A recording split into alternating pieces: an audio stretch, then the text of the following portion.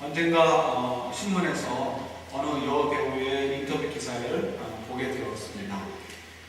그분이 한 배역을 맡았는데요. 그 배역의 여인은 주인공의 성품이 완벽주의자입니다. 자기가 생각하고 계획한 것이 있으면 반드시 그렇게 되어야 되는, 그렇지 않은 것은 볼 수 없고 용납할 수 없는 그런 분이었습니다.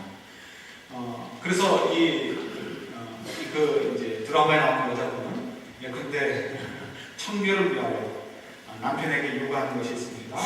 소변을 볼 때 앉아서 보라는 거죠. 튀지 말고. 그래서 남편이 앉아서 꼭 소변을 보고 서서 보면 난리가 나는 거죠. 또 남편이 이제 목이 마르다고, 또 아이들이 목이 마르다고 물을 달라고 하면은 물보다 뭐가 보면 좋아요? 주스가 보면 좋죠. 생주스. 그래서 이렇게 주스를 갈아가지고 그걸 줍니다. 물이 먹고 싶어도, 그래서 물을 달라고 해도 싸우면서라도 반드시 물을 먹여야 돼. 물 대신에 주스를 먹여야 되는 거예요. 그래야 자기 마음이 편하고, 그래야 어떻게 해요? 잘 되는 것 같은 생각을 갖게 되는 거죠. 이거 일종의 완벽주의자라고 하죠. 그래서 이 여배우가 하는 얘기가, 자기가 이 드라마에서 그 주인공 역할을 잘 하기 위해서는 그 인물 속에 자기가 빠져들어가야 되는데 그게 안 된다는 거예요. 너무 자기가 생각해도 거북하다는 거예요. 갑갑하고 답답하고, 야, 이렇게 해서 어떻게 사나. 암만 생각해도 자기는 그렇게 못 살겠다는 거죠. 나중에 결혼해서도 절대로 그렇게는 안 살겠다. 이렇게 이제 인터뷰를 한 기사가 있었습니다. 여러분, 완벽주의자 필요합니다. 때로는 그런 분들 때문에 커다란 업적이 나오기도 하죠. 그래서 완벽주의가 필요하기도 해요. 그렇지만 완벽주의라는 것이 꼭 좋은 긍정적인 측면만 있는 것이 아니고 많은 경우는 부정적인 측면들이 더 많이 있죠. 그래서 자기 계획대로, 자기 목적대로, 목표대로 되지 않을 때는 무너져버려요. 용납을 못하는 거예요. 자기도 스스로 실수를 용납하지 못하는 거예요. 그래서 무너져버리기도 하고요.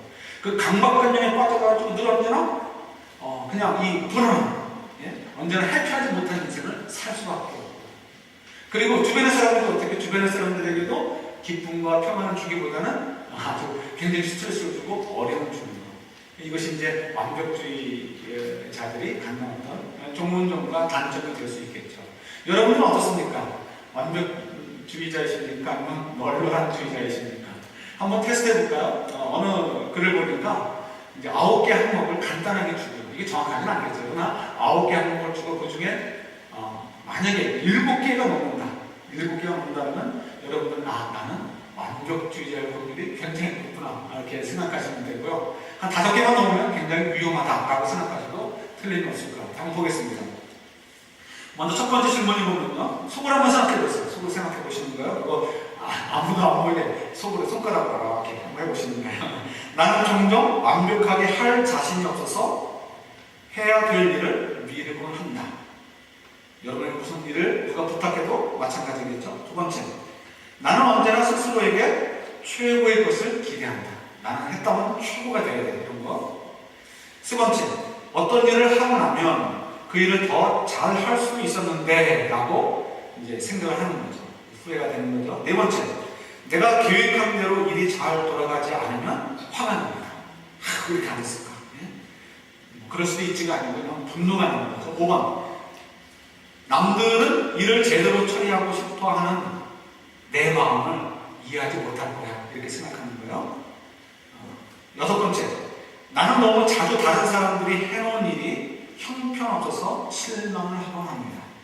일곱 번째, 나는 분명한 목표점을 제시하는 최고의 표준이 되어야 한다고 믿는 거예요. 난 최고야 돼. 그건 표준이 돼야 돼. 본인이 돼야 돼. 이런 거. 여덟 번째, 내가 하나님의 보통의 수준이라고 평가받으면 정말 기분 나쁜 거야. 나를 어떻게 보고 이렇게 되는 거죠. 마지막, 실수를 반복하면 스스로 나 자신을 용서를 못해, 용납을 못해. 그래서 막 스스로를 막 깔보듯이 이제 깎아내리는 거, 이런 것들이 이제 포함되어 있다고 합니다. 세보셨어요? 9개 했는데도 10개 손가락이 부족하신 분이 혹시 있으셨습니까? 너무 7개가 넘으셨어도 실망하실 것도 없고 5개가 됐다, 이하가 됐다고 해서 나는 어깨 힘줘도 돼, 이건 아닌 것 같아요. 이건 아닌 것 같고, 하버드에 이제 그 심리학 교수 계시는 타얼 벤 샤와르 감독이 이런 말을 했다고 합니다. 그 책에서 어떤 말을 했냐면, 사람들이 완벽주의자들의 모습을 보면 그 강박관념 때문에 늘 불행하다는 거죠. 불행하다는 거. 고를 높아서 좋은데 그 고를 성취하기 위해서 가는 과정에서 너무 힘드니까 진이 다 빠져버리는 거예요. 자기들 불행하고 주변 사람들도 불행하게 한다는 거예요. 그래서 방법이 하나 있다는 거예요. 어떻게 하면 그 완벽주의자들이 좀 그 강박관념에서 벗어날 수 있느냐? 그는 너무 쉬워요. 다른 거 보면은 그냥 고를 좀 낮추라는 거예요.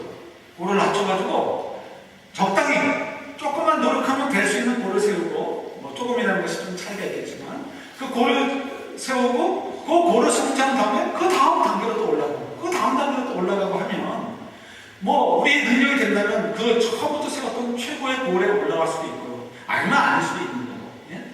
정말 중요한 것은 그 고를 성취하는 것이 우리에게 정말 행복하고 유익한 것이 아니고 그 고를 성취하는 과정과 그래서 그 과정 속에서 좋은 결과들을 낳는 것, 그 전체가 소중하고 중요하다라고 이야기를 하는 거죠. 일리가 있다고 생각합니다. 그죠? 저희들이 너무 높은 고를 세우는 것, 때로는 저희들에게 도전이 되고 중요할 때도 있지만 그것이 일상화되면 곤란해지는 거죠. 그래서 그 고를 세우고 그 고를 성취하기 위해서 다른 모든 것들을 그냥 다 희생시키고 또 그 고리 성취가 되지 않으면 낙담하게 되는 것, 이런 경우들은 사실은 때로는 우리 삶 자체를 불행하게 만들고 힘들게도 만들 수 있는 거죠. 여러분, 하나님은 완벽주의자일까요? 아니면 이게 퀘션이 좀 붙는 거예요. 우리 주변에 이런 완벽주의가 있으면 우리가 얼마나 피곤하겠어요. 그죠? 특히 직장 상사가 완벽주의자라면 정말 그냥 이거 직장 광범하네, 이거 하루에 몇 번씩 해야 되는 거죠. 스트레스 쌓이고 안 해버릴지도 몰라요. 우리 하나님, 우리의 참된 보스, 우리 아버지 되신 하나님은 완벽주의자가 아닐까요? 우리 하나님 완벽주의자는 저희 정말 골치 아플 것 같아요. 그죠? 피곤할 것 같아요. 근데 다행히 보면 하나님이 우리를 대할 때 아이들 표현대로 널널하게 이렇게 대하시는 것 같은 느낌이 들 때가 많이 있어요. 예를 들어서 굉장히 심각한 죄를 졌는데 하나님이 그냥 마치 아무것도 없었다는 듯이, 아무 일도 안 일어났다는 듯이 그냥 스며시 넘어가실 때도 있고, 그래서 마음 놓으려고 하다 보니까 어떤 때는 이 정도면 된 거 아닌가라고 생각하는 순간에 하나님이 느닷없이 너 이게 뭐야? 너 이거 믿게 안 돼? 라고 성격편에 내밀듯이 그렇게 우리를 깜짝 놀라게 하실 때도 있죠. 그래서 저희들이 하나님이 정말 완벽주의자신가? 우리 딴에는 이 정도면 되는 거 아니야? 라고 증언해 드리고 싶을 때 하나님은 어떻게 반응하시는가? 또 그 반응은 또 왜 이렇게 하나님께서 우리에게 보여주시는 거에 대한 생각을 가져보려고 합니다. 여러분, 오늘 본문을 보면 예후가 나와요. 예후. 이름이 두 글자예요. 희한하죠. 예후. 이건 예후라는 사람이 나오게 되는데요. 이 타이틀을 제가 적어드렸듯이 첫 번째 타이틀. 예후가 여로보암의 길을 떠나지 않은 이유 때문에 그의 인생은 한계가 지어주고 말았다는 것에서 우리가 좀 먼저 한 가지 생각을 해보고 넘어가려고 합니다. 여러분, 예후가 하나님께서 명령을 내리시면서 잘 수행을 하고요.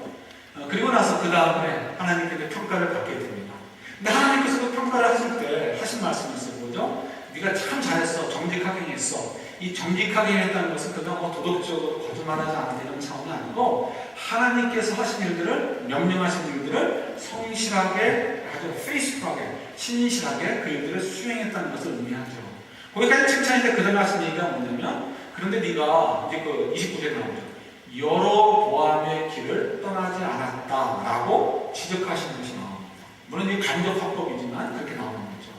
여로보암의 길을 떠나지 않았다는 것 때문에 하나님께서 예후를 질책하시는 것을 느끼게 됩니다.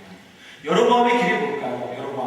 여러분, 이제 우리 열왕기하를 묵상하시면서 우리 지금 계속해서 역사 이야기를 드리고 있는데요. 또 한 번 얘기할게요. 우리 다윗 임금하고 솔로몬 임금 여러분 참 잘하시네요. 다윗 임금하고 솔로몬 임금 잘하시는데 솔로몬 임금 다음에 나라가 둘로 쪼개지게 됩니다. 솔로몬이 너무 정치를 그냥 엉망으로 해가지고요. 나라를 엉망으로 다스려가지고 나라가 둘로 쪼개지게 되고 맙니다. 그래서 이 남쪽에는 유다와 두 지파가 들어가게 되고 위에는 나머지 10지파가 한 나라를 이루게 됩니다. 그때 이 남유다의 임금님은 르호보암이라는 솔로몬의 아들이 임금이 되고요. 위에는 다윗의 가문이 아닌 엉뚱한 사람인 여로보암이라는 사람이 임금이 되게 됩니다. 그래서 여로보암이 임금이 돼요. 여로보암이 임금이 됐으니까 어떻게 됐습니까? 자기의 왕권을 빨리 안정시키는 것, 나라의 기틀을 세우는 것이 굉장히 중요한 문제가 되죠.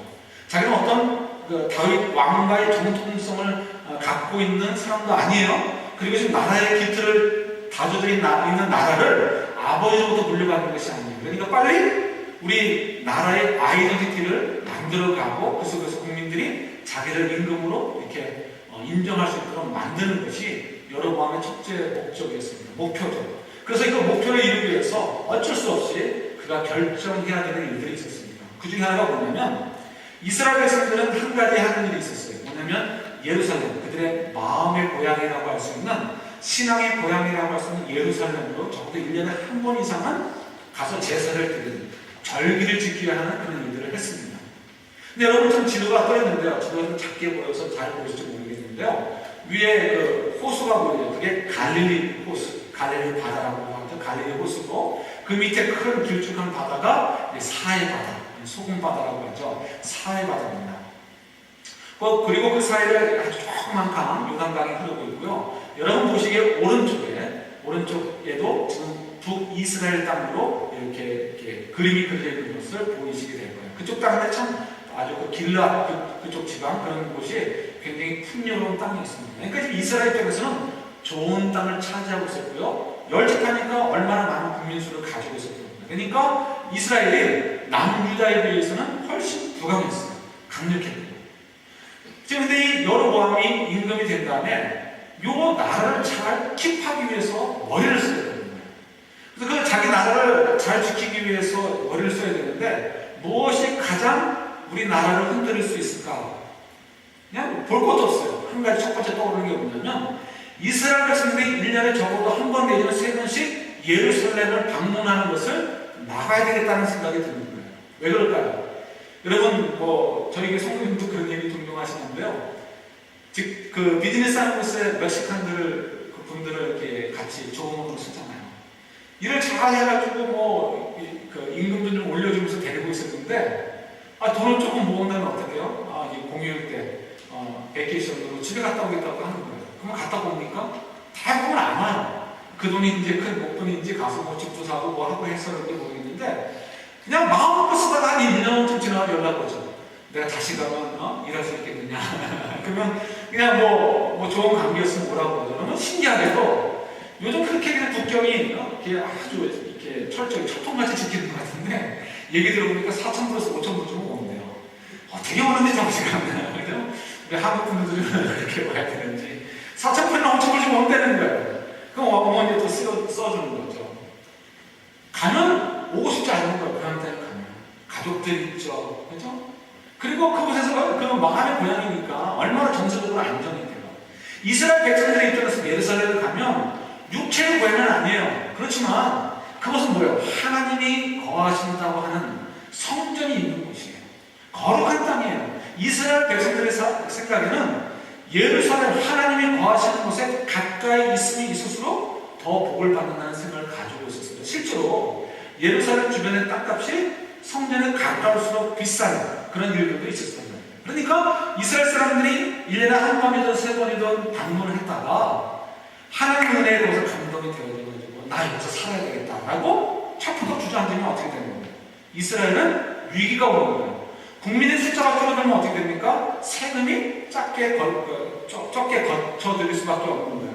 경제가 위기가 올 수밖에 없어요. 일할 사람이 줄어드니까 군사력이 줄어들 수밖에 없어요. 당장 국가가 위험해질 수 있는 거죠. 그러니까 이 여로보암의 입장에서는 어쩔 수 없어요. 내려가면서 나갈 수밖에 없는 거예요. 그래서 예루살렘으로 내려가지 마. 그때 경제력이나 군사력이나 38선을 긋고 철조망을 만들 수는 없는 거잖아요. 그러니까 넘어가는 것 자체를 막기 위해서 이 땅에 최북단과 최남단의 두 곳에다가 금송아지를 만들어 놓고 이곳이 바로 하나님이 임재하시는 곳이 되고 있어 제사를 드려라 이렇게 명령을 내립니다.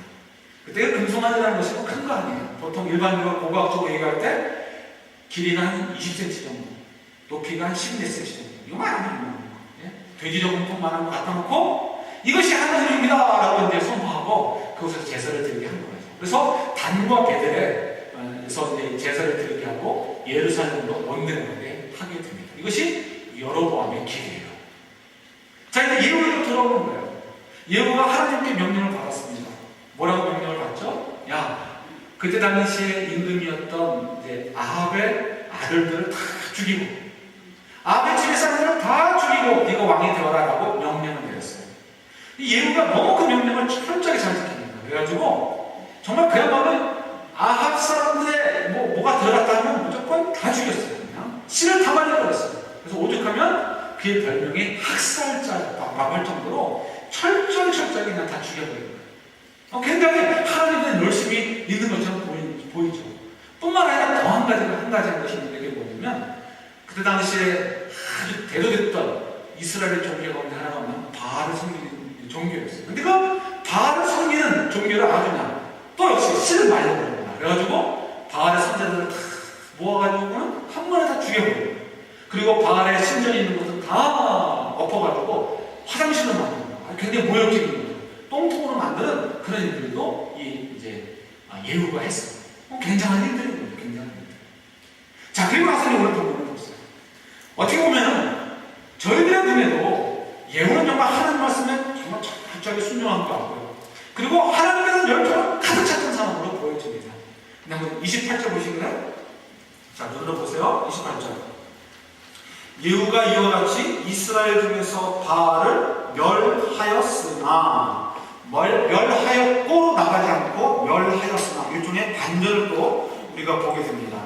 29절 보면은 이스라엘에게 범죄하게 한 느바스의 아들 여로보암, 아까 설명드렸던 북이스라엘의 처음 임금인 여로보암의 죄, 곧 베델과 단이 있는 금송아들을 섬기는 죄에서는 떠나지 아니하였더라 라는 것을 보여주고 있습니다. 자, 여기까지는 좋아요. 그런가 보다. 그래도 예후는 충분히 하나님을 향해서 뜨거운 헌신을 보여주지 않았는가, 하나님 말씀대로 얼마나 순종했는가, 이런 생각도 우리가 가질 수 있잖아요. 30절 보세요. 여호와께서 예후에게 이르시되 내가 나보기에 정직한 일을 행하되 잘 행하여 내 마음에 있는 대로 아합 집에 다 행하였은즉 내 자손이 이스라엘 왕위를 이어 사대를 지내리라 하시니라. 칭찬을 하시는 것 같은데 그에게 주시는 그의 인생의 축복이 몇 대까지 간다고요? 3대 4대. 한 개를 줘버리시는 거예요. 왜요? 예후가 그만큼 열심히 하나님 향해서 헌신했으면 만대로 축복하지 못하시면 적어도 100대 정도 아니면 50대 정도는 채워주셔야 되잖아요. 그런데 딱 4대만 복을, 이렇게 왕으로서의 복을 누리게 될 것이고, 그 다음에는 또 씨가 말려지게 될 거라는 일종의 저주를 주시는 거예요. 이유가 뭘까요? 이유가 31절 보면 또 그러나라는 말로 또 이렇게 시작이 됩니다. 이게 물론 이제 해석하기 나름이지만 만약에 이런 의미로 보시면 될 것 같아요. 30절에서 하나님께서 네가 참 잘했는데 그러나 너의 자손들은 4대까지만 임금 노릇을 할 거야 라고 말씀하셨으면 어떡해요? 깜짝 놀라죠.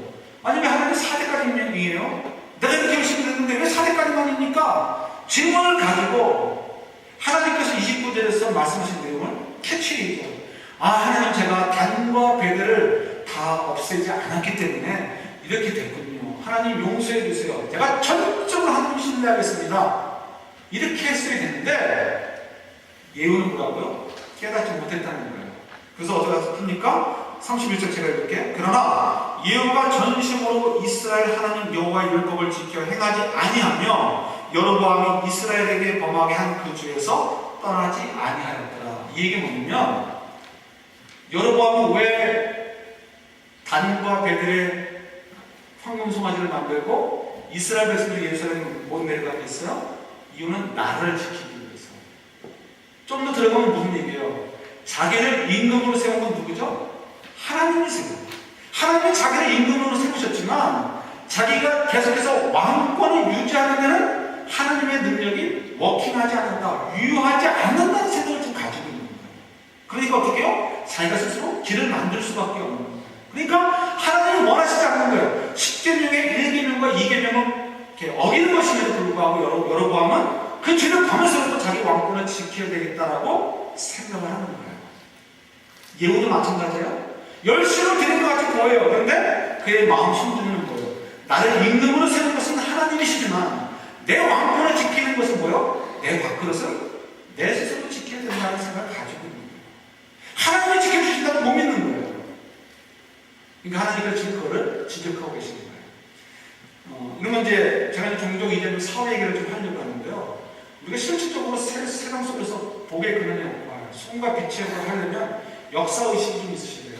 그 사회를 보는 분이 좀 필요하시니까. 그래서 조금, 누구를 특정한 사람을 목하는 게 아니고, 그냥 이렇게 일반적인 것을 얘기하려고 합니다. 그 중에 하나는 요즘 군대 문제가 굉장히 이슈가 돼요. 군대 안 가는 분들 이제 많이 있잖아요. 제가 군대를 갔을 때도요, 좀 방위를 했잖아요. 신청서를 하고 갔는데, 제가 충농증이 있었어요. 그때 닥터가 그러더라고요. 너 아는 의사 없냐는 거예요. 그래서 있다고, 이비인후과 의사가 있다고 얘기했죠. 이비인후과 물어보니까. 그래서 이제 누구냐고 해서 지난번에 오셨던 당숙이고, 이름이 뭐냐고 해서 누구 했더니 알더라고요. 이제 유명한 분이에요. 이분도.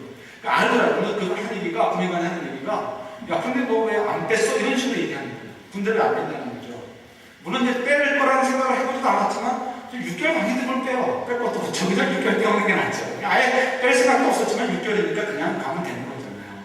근데 또 어쨌든 간에 그분이 이제 그냥 제가 볼 때 저는 1등급이라고 생각하는데, 신체는 4등급으로 줘 보이더라고요. 현역을 가더라도 그냥 현역 가지 않고, 근데 3급부터는 현역이 아니었단 말이에요. 그냥 빼려고 나름대로 페이버를 좀 줬던 것 같아요. 그때만 해도 그게 한 20여 년 전인데, 그 훨씬 이전은 어떻습니까? 군대 안 가는 것이 굉장히 어떤 특권층에 우리는 특권처럼 생각이 됐어요. 지금 근데 그렇게 될까 걱정이 됩니다. 매스컴을 때려가지고. 근데 한번 생각해보세요. 한번 상식적으로 생각해보세요. 논리적으로 생각해보는 거예요. 군대를 안 가는 분들은 왜 안 갔을까요? 야, 어차피 전쟁 안 일어날 거니까 굳이 군대 안 가도 돼. 이런 생각으로 안 갔을까요?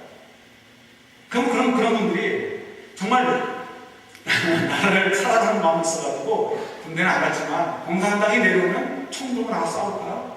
저는 안 그럴 것 같아요. 상식적으로, 논리적으로 그렇잖아요. 군대도 안 가는 사람들이 전쟁 나면 총 들고 나와 싸우겠습니까? 자기도 빠져나갈 것이고, 베트남에서 돈 있는 사람들이 먼저 빠져나가는 것처럼 한국도 마찬가지고, 군대 안 가는 사람들은 자기도 빠져나갈 것이고 자기 아들들도 먼저 비행기표 사가지고 뛰어보내겠죠. 그건 상식적인 거예요. 논리적으로 맞는 이야기예요. 그죠? 그러니까 저희들이 이 자그마한 것에도 우리가 정말 성실하게 살아야 되는 이유가 거기 있어요. 내가 이거는 안 지키면서도 나는 국가를 위해서 이렇게 헌신할 사람이야. 이런 말을 어떻게 얘기하나? 어불성설이라죠. 어불성설. 그러니까 믿는 사람들도 마찬가지예요. 내가 자그마한 일에 불성실하게 하면서 어떻게 내가 예수님께서 우리가 원하시는 대로 세상 가운데 빛의 역할, 소금의 역할을 하겠다고 얘기할 수 있겠어요. 그건 아닌 거예요. 그건 거짓말인 거죠. 예후를 볼게요. 예후도 거짓말을 한 것이 지금 하나님 앞에 탄원하는 거예요. 한번 보겠습니다. 예후가 과연 왜 이렇게 아합의 사람을 다 죽이고 심지어는 바알을 섬기는 자들도 다 죽였을까? 아합의 사람들을 죽이라는 것은 하나님의 말씀이었으니까 그렇다 치더라도 하나님 말씀하지 않으신 바알에 대해서 그렇게 열심히 안 되었을까? 정말 하나님을 향한 뜨거운 마음 때문에 그랬을까? 신앙의 어떤 새로운 계획을 위해서 그랬을까? 한번 생각해 보자는 거예요. 하나님이 놀랍게도 예후를 칭찬하실 때 아합의 사람들을 죽인 것에 대해서는 칭찬하지만 바알의 종교를 말살시키려고 했던 것에 대해서는 칭찬하지 않으시는 이유가 무엇일까요? 이유는 당연히 그가 하나님에 대한 열심보다는 정치적인 것이 있었던 거예요. 여러분, 바알 선지자들은 지금 굉장히 팽창되어 있어요. 누구 때문에 그렇죠? 아합 때문에 그래요. 아합 때문에. 그의 와이프 이세벨 때문에 팽창됐어요. 국가에서 정책적으로 서포트를 해줬기 때문에 바알을 믿는 그 신전들이 막 생기게 되고요. 바알의 선지자들이 이렇게 먹고 살만해지고 사람들이 몰리게 되는 거예요. 근데 지금 예후는 아합의 집을 정복시키고 임금이 되는 사람이에요. 그래서 예후는 굉장히 정치적인 센스가 있었던 것 같아서 아합의 사람들이 칠 때 아주 학살자라는 그 별명이 붙을 만큼 철저히 처단을 합니다. 왜요? 아예 싹쓸이 이렇게 시끄러울 싹쓸이 아예 없애버리겠다는 생각을 가진 거죠. 자, 이제 보세요. 바알 선지자들은 누구에게 고마운 마음을 가지고 있는 거죠? 아합의 사람들에게 고마운 마음을 가지고 있어요. 근데 만약에 예후가 아합의 사람들을 치고 임금이 됐어요.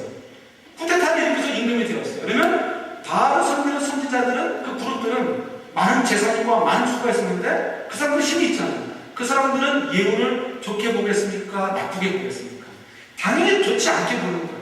언젠가 영모를 꿈꿀 수 있는 근거가 될 수 있어요. 그러니까 예후 입장에서는 바알 선지자들을 내버려 둘 수가 없어요. 그래서 바알 선지자들은 전부 다 죽일 뿐만 아니라 아합 임금 때 그렇게 부흥운동을 일으켰던 바알을 믿는 신앙조차도 말살을 시키기 위해서 이렇게 애를 썼던 것이죠. 실제로 예후 이후에는 이스라엘의 바알을 믿는 신앙이 굉장히 작아지는 것을 보게 됩니다. 하나님은 겉모습만 보시는 게 아니고 속마음을 아시는 거잖아요. 그러니까 아시는 거예요. 그래서 뭘 얘기하십니까? 네가 내 명령을 잘 지켰는데 그래 너 보니까 네 마음에 뭐가 없다는 거예요. 여로보암에서 죄를 여로보암의 길에서 돌아오는 그 죄에서 떠나는 일을 하지 않았다는 거예요. 이유는 뭐래요? 전심으로 하나님의 말씀을 지키려는 마음이 없다는 거예요. 네 마음은 솔직히 겉으로는 헌신을 하고 열심을 내고 뭔가 하는 것처럼 보이지만 목사고 장로 권사고 집사고 헌신하고 몇십 년 신앙생활을 했지만 뭐예요? 속은 텅 비어있는 껍데기 지나지 않는다는 거죠. 그래서 어떻게 해요? 하나님을 믿지 못하니까 신뢰하지 못하니까 여로보암의 죄를 벗어나지 못하는 거고요. 여로보암의 죄는 그 길을 가는 거예요. 하나님 뭐라고 얘기하십니까? 너 사대로 끝날 거야. 사대. 너 공이 있어서 사대까지는 죽이는데 그 이상은 없는 거야. 얘기하시는 거죠. 뭐예요? 껍데기 가지고 가면 돼요. 껍데기 가지고 되지 않습니다. 실제로 내가 하나님을 향해 섬기는 마음, 실제로 하나님 말씀할 때 정말 그대로 믿고 따르는 마음이 있느냐 없느냐. 그게 없으면 어떻게 우리 인생 스스로를 한계를 저버리는 우를 범하게 되는 거예요. 나만 한계를 짓는 것이 아니고 우리 자녀들의 한계도 저버리게 되는 거예요. 우리 자녀들 좋은 적 갖고 좋은 집사로 도와주는 것만 우리가 잘하는 게 아니에요. 그들의 진짜로 하나님을 신뢰하는 삶을 살 수 있도록 해줘야 그래 그들의 인생을 우리가 미련해서 한계 짓는 일들을 하지 않게 되는 거예요. 하나님께서 그걸 예후를 통해서 보여주시는 거예요. 하나님 완벽주의자라 예후 그 정도면 충분한데 이 정도면 되지 않았습니까? 라고 할 수 있으면 불구하고 하나님 더 요구하시는 것이 아니고요. 실제로 그의 속을 보니까 텅텅이다는 거예요. 저희들이 그렇구나. 우리가 예후처럼 텅 비어있는 실제로 하나님을 섬기려는 마음이 없다면 나는 뭐야? 인생을 정말 내 지경을 마음껏 펼쳐갈 수 있는 그 지경을 스스로 걷어버리고 한계를 주어버리는 물을 범할 수 있구나 하는 것을 기억하셔야 돼요. 우리가 할 수 있는 게 무엇일까? 여러분 많이 있어요. 하나님이 여러분에게 요구하시는 것들이 있을 수 있어요. 때로는 어떤 때 여러분 쉬운 일로 누구를 좀 미워하지 마라. 하나님 그러면 오죽하면 제가 여태껏 용서하지 못하겠습니까? 이럴 수 있을지 몰라요. 그럼 그게 정말 잘못한 거 아닙니까? 예수님 말씀하시죠. 네 눈에 들보는 보지 못하고 남의 겨울을 보느냐. 하나님 그런 얘기 하지 마세요.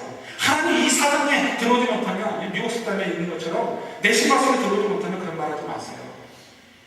이렇게 얘기할 수 있습니다. 우리가 그걸 양보하면 마치 예후나 여로보암이 느꼈던 위기감처럼 내가 다 손해보고 망할 것 같고 내 모든 것을 뺏겨버릴 것 같은 위기감을 느낄 수 있어요. 그러나 주님 말씀하시는 거예요. 너 정말 나 믿어? 나 정말 믿어? 너 정말 나 믿어? 내가 너를 정말 살릴 수도 있고 죽일 수도 있고 임금으로 될 수도 있고 나를 시켜줄 수도 있고 없을 수도 있다는 것을 너 아니? 물어보시는 거예요. 두 번째, 이 말씀을 좀 역으로 생각했으면 좋겠어요. 만약에 하나님께서 전심으로 하나님을 섬기려고 하는 자를 그러니까 섬기지 않는 자를 하나님께서 치신다고 하신다면 역으로 생각하면 어떻게 되는 거예요? 하나님을 전심으로 섬기는 자가 있다면 하나님은 어떻게 해요? 당연히 큰 상을 주신다는 거예요. 이건 논리적으로 너무나 명백하고 당연한 거죠. 예를 들어볼까요? 여러분 잘 아시는 아브라함 얘기를 좀 할게요. 아브라함이 몇 세 때 고향 땅을 떠납니까? 하란 땅 떠나는 나이가 할게요. 몇 세 때 떠났죠? 75세. 그가 몇 세 때 죽죠? 모르셔도 돼요. 남이 죽은 날짜 주고 알아서 모르겠어요. 우리 부모님 돌아가신 날짜도 잘 모르는 거예요. 175세 죽었어요. 그러니까 100년 정도로 광야길에서 나간 인생을 살았고요. 그 다음에 75세, 태어나서부터 75세까지도 저는 분명히 믿는데 그가 신앙생활을 했어요. 그러니까 175세는 본인의 신앙생활을 했어요. 그럼 여러분 그가 고향 땅을 떠나고 75세 때부터 한번 계산을 해보세요. 100년 동안은 광야길을 생활을 했어요. 그가 하나님의 강함을 가고 서랑 섰어요. 정말 칭찬받을 만한 사람이에요. 아브라함 정도면 정말 그 정도면 됐어. 이렇게 되지 않겠습니까? 그런데 100세가 훨씬 넘은 나이에 이삭이 몇 살이 되었을지 정확히 모르겠지만 12세, 13세가 됐을 수도 있고요. 혹은 20세가 되었을 수도 있어요. 이삭이 있을 때 하나님은 그를 찾아오십니다. 그리고 뭘 달라고요? 아들 이삭을 달라고. 여러분 한번 생각해 보세요. 아니 왜 하나님께서 아브라함에게 오셔가지고 네 아들을 달라고 하셨을까? 신앙의 성숙을 위해서? 아니 이제 좀 표현을 좀 그렇게 할게요. 그 노인네, 한 노인네, 100살이 넘은 노인네한테 신앙교육 시켜서 그 다음에 뭐 해서 그러더라고요? 도대체 뭐 하려고요? 그 다음에 이제 장로 시킨다고요? 그 다음에 목사 시킨다고요? 도대체 무엇 때문에 죽을 날이 가까운 그 기운 다 빠진 노인에게 찾아가셔가지고 또 신앙에 도전을 하시는 거예요. 이유가 뭘까요? 여러분 잘 이해하셔요? 여기 뭐 아브라함보다 나이 많으신 분 없잖아요. 여러분이 도전을 많으십니다. 모든 분들이 도전을 많으십니다. 왜 하나님께서 이미 100살이 활 넘어가도 텐트 하나 지킬 수밖에 없는 그 노인을 찾아오셔가지고 왜 이삭을 달라고 얘기하셨을까? 생각을 해봐야 돼요. 하나님 정말 그만 이만하면 되지 않았습니까? 라고 얘기할 수 있는 상황에서도 완벽주의자로 이 정도 가지고 안 돼. 더 올라가야 돼. 이래가지고 찾아오셨을까요? 한번 생각해 보자는 거죠. 아브라함 생각해 보세요.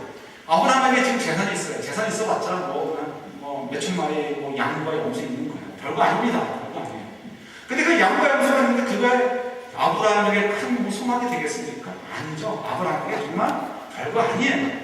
아브라함에게서 정말 소중한 건 누구예요? 아들 이삭이에요. 이삭이 소중한 이유는 100세 때 낳은 외아들이라는 것 때문에도 소중하고요. 더 소중한 이유가 있어요. 제가 적어드린 히브리서 보세요. 제가 이 슈트에 적어드렸는데 죄송해요. 이 카피가 조금 흐리게 됐어요. 양해해 주시고요.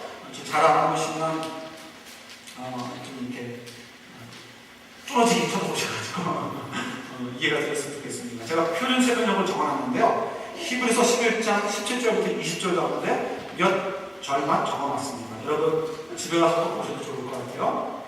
제가 읽겠습니다. 같이 읽겠습니다.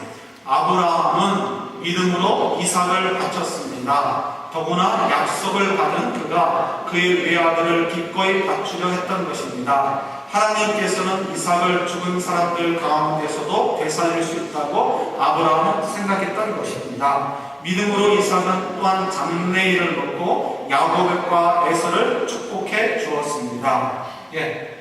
저기 보면요, 아브라함이 믿음으로 이삭을 드렸습니다 라고 얘기되어 있어요. 근데 그 이삭은 누구냐면 약속을 받은 그가 그의 외아들을 기꺼이 바치려 했습니다 하면서 이제 18절에도 설명이 되어 있는데요. 아브라함이 아들 이삭을 100세에 낳은 외아들이기 때문에도 소중하게 여기지만 더 소중하게 여길 수밖에 없는 이유가 뭐냐면요, 하나님이 여러 차례에 걸쳐서 확인해 주신 것이 있어요. 아브라함아, 네 자손이 밤하늘 별과 같이 될 것인데, 그렇게 많아질 것인데 누구를 통해서 될 거라고요? 손가락을 가르치시는 거예요. 이 아들, 이 이삭을 통해서 그렇게 될 거라고 말씀해 주셨어요. 이 이삭을 통해서 그렇게 될 거라고 말씀드렸어요. 근데 하나님 지금 뭐라고요? 이삭을 달라라고 얘기했어요. 아브라함은 지금 평생을 하나님 때문에 나그네 인생을 살았어요. 그리고 하나님 주신 약속이 뭐냐면 네 아들 이삭을 통해서 밤하늘의 별과 같이 축복해 줄게. 네 눈에 보이는 땅은 다 네 자손들이 갖게 될 거라고 말씀해 주셨는데, 그 유일한 통로는 이삭을 지금 어떻게 하라고요? 죽이라, 나한테 달라라고 말씀해 주십니다. 아브라함은 굉장히 갈등할 수밖에 없는 것입니다.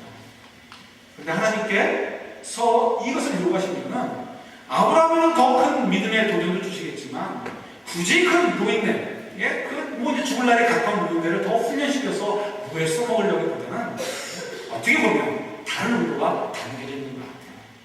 자, 이제 그곳을 가는데요. 아브라함은 어떤 마음으로 드리게 됩니까? 아브라함은 드리게 되는 거예요. 근데 왜 드렸습니까? 아니 남들도 뭐 마다들 죽이는데 나도 뭐 내 못 죽이기 위해서 이래서 죽인 것이 아니고요. 뭐라고요? 하나님께서 분명히 그 약속을 지켜주신다는 거예요. 누구를 통해서? 하나님이 말씀하신 대로 손가락질에서 지적했던 그 이삭을 통해서 이루어주신다고 믿은 거예요. 지금 죽여도 어떻게 해요? 다시 하나님이 이삭을 살리셔서라도 하나님이 하신 그 약속은 반드시 성취될 것이라는 것을 믿는 거예요. 그래서 어떻게 해요? 그가 아들을 죽이려고 했어요. 그럼 이삭으로 갑니다. 20절에 가니까 이삭에 대해서 뭐라고 얘기하죠? 이삭이 믿음을 버렸어요? 안 버렸어요? 안 버렸어요. 충격받을 만한 일 아니에요? 저도 성경을 그때 그렇게 읽었어요. 이삭이 아내 리브가를 이제 택해가지고 종이 올 때 어디 있었죠? 들에 나가서 뭐하고 있었어요? 양치고 있었어요. 양치고. 그때 아브라함 아버지는 어디 있었어요? 집에 있었어요. 집은 뭐 빨간 걸로 지었겠어요? 집도 역시 텐트예요. 그런데 이제 저도 어떻게 생각했냐면 아버지가 자기를 죽이려고 했잖아요. 그 상처를 받아가지고 아버지랑 함께 못 사는 거예요. 한 지붕 밑에 못 사는 거예요. 그래서 아버지를 떠나서 그게 감정적으로 이게 성립이 안 되니까 떠나가지고 따로따로 살았다 이렇게 생각했어요. 근데 말씀만 묵상하고 하면 할수록 그게 아닌 것 같아요. 여러분 당시에 목축업을 우리가 안 해봤지만 우리가 학문적으로나 또 성경을 통해서 알 수 있는 건 뭐냐면 목축업을 하는 사람들은 베두인이 다 이렇게 움직이는데 베이스 캠프가 있어요. 베이스 캠프는 여성들과 노인분들이 집안 어른들이 머물고요. 그 베이스 캠프는 어떻게 해요? 이 양떼가 움직일 때마다 움직이지 않습니다. 뜨문뜨문 가끔 움직이는데 가끔.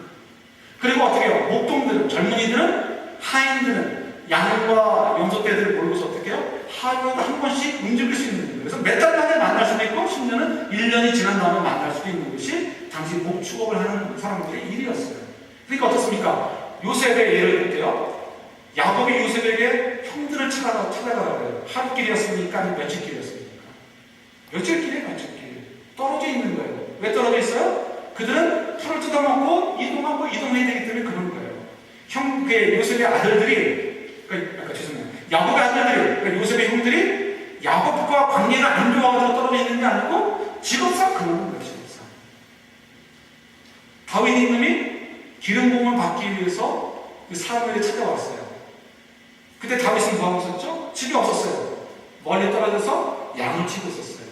왜? 아버지하고 사이가 안 좋아서가 아니고 그가 막내니까 가서 이제 일들을 하는 거죠.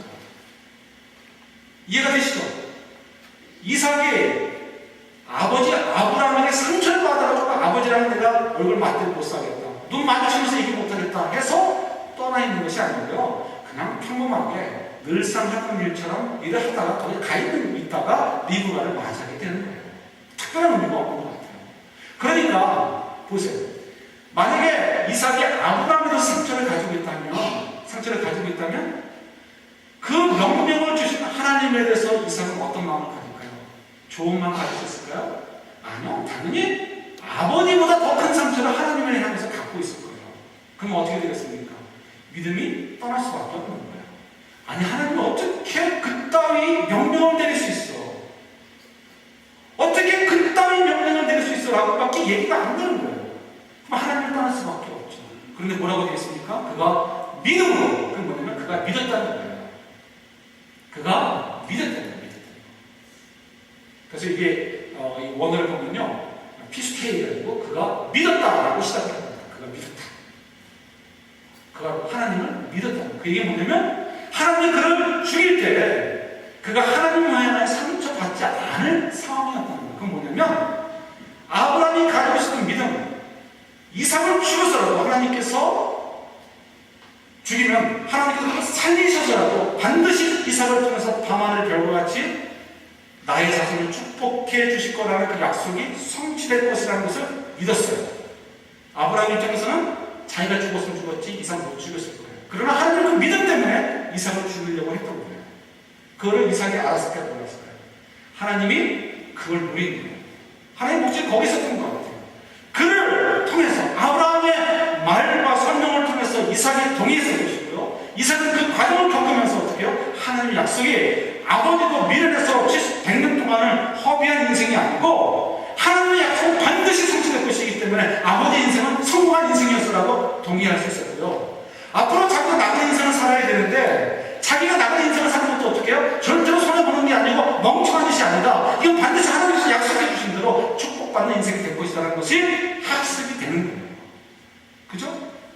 그래서 이 하나님께서 정말 정식으로 내 말을 순종하라는 요구에 아브라함이 순종했더니 어떻게? 두 가지 그가 복을 누리게 돼요. 첫 번째 복은 뭐예요? 그가 뭐가 돼요? 믿음의 조상이 돼요. 믿음의 조상. 유대인들의 조상이 된 게 아니에요. 우리들의 조상이 된 것이고 그것만이 아니고 이 땅에서만 믿음의 조상이 아니고 그만큼 그 무게만큼 하늘나라에서도 그의 성립이 쌓여 있는 거예요.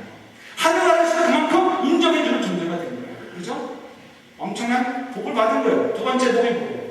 그의 자손들이 예후의 가족처럼 4대로 끝나는 복을 누리는 것이 아니고 어떻게 해요? 만대까지 누리게 되는 복을 누리게 되는 거예요.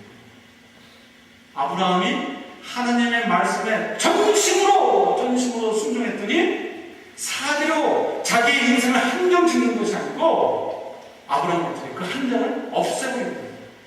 언리미티드로 만들어버리는 거예요. 그것이 하나님 주시는 전심으로 하나님을 섬기는 자들에게 주는 하나님의 복인 것을 저희들이 깨닫고 믿어질 수 있기를 소원합니다. 여러분, 저희들은 그냥 뚱보는 잡는 저희들이 아닙니다. 뚱보는 잡는 저희들이 아닙니다. 실제로 하나님 약속이 그대로 성취되는 그런 삶을 저희들이 살아요.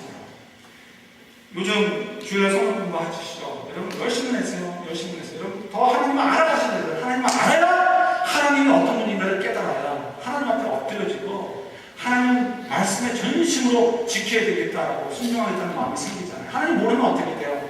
이 정도면 됐지 뭐 더하니까 어떻게 그런 것까지도 요구하시니까 이렇게 돼버리는 거예요. 이게 우리의 힘겨주세요. 성가대가 금요일마다 보는구나 깜깜해요. 그래서 참 제 마음이 조금 아련해 여러분들 보면서. 우리 여러분 아시잖아요. 21세기 사는 저희들 삶이 여유가 없어요. 목장 모임에 있죠. 성가 연습 모여야 되죠. 또 무슨 일이 있으면 또 나와야 되고 주일날도 모여야 되죠. 어쨌든 주일날 두세 번이 기본이에요. 뭐 언제 또 우리가 세상을 정복하는 삶을 살아야 돼요. 그러니까 정말 참 여유 없는 삶에다가 또 금요일에 나와서 성가 연습하는 거 정말 싫지 않으세요? 뭐 이래 뭐야 난 안 나간다. 이러지 않는 한 정말 싫은 거예요. 왜 금요일날 보니까 그냥 주일날 대충 하고 말이죠. 그러나 모이는 이유가 뭐예요? 하나님께 드리는 찬양 하나가 정말 하나님께 드리는 정말 거룩한 참 제사이기 때문에 연습을 하는 거예요. 그렇게 헌신을 하는 거예요. 그건 자그마한 부분이지만 뭐예요? 예를 들어 성가대 들었지만 여러분 잘 또 어플라이 해보시라고 여기 삶에 그 자그마한 것 하나가 하나님께서 우리에게 요구하시는 그 헌신에 순종하는 거잖아요. 그럼 어떻게 되나요? 어떻게 되는 거죠? 하나님 말씀대로 적어도 그렇게 사는 사람들의 삶은 여우의 인생처럼 우리의 삶의 지경을 스스로 제한해버리는 물을 범하지 않는 거예요. 우리가 그런 삶을 자꾸 삶을 통해서 어떻게 해요? 우리 삶을 넓혀가는 거예요. 우리의 지경, 하나님의 신앙의 축복의 지경을 자꾸 넓혀가는 거예요. unlimited. 하나님 우리에게 그걸 약속해 주셨고 실제로 우리 믿음의 사람들은 믿음의 선배들은 그런 삶들을 사셨어요. 우리가 이들보다 못해요? 아니 우리가 이들보다 못하지 않아요. 우리가 이들보다 큰 자들이라고 예수님 말씀하시죠. 우리가 전식으로 하나님의 말씀에 순종하는 삶을 살았으면 좋겠어요. 하나님이 어떤 분인가 좀 알아가지고 그분 앞에 엎드려서 그렇습니다. 하나님 내 밥그릇을 내 스스로 지키는 것이 아니고 하나님이 지켜주시는군요. 내가 왕권을 잡는 것도 내 나라를 지키는 것도 내 마음대로 되는 것이 아니고 하나님께 달려있기에 나는 눈으로 볼 때 당장 손해보는 것 같아도 하나님의 뜻에 순종하겠습니다. 이런 고백들 하면 좋아야 되고요. 주님을 추구합니다. 그래서 저희들이 삶이 실제로 4대로 제한되는 것처럼 우리의 인생을 좀 제한하지 않고 한정되지 않고 하나님의 은혜가 넘치는 저희들의 삶이 될 수 있도록 저희들이 함께 가기를 주님의 이름으로 축원합니다. 같이 기도하겠습니다.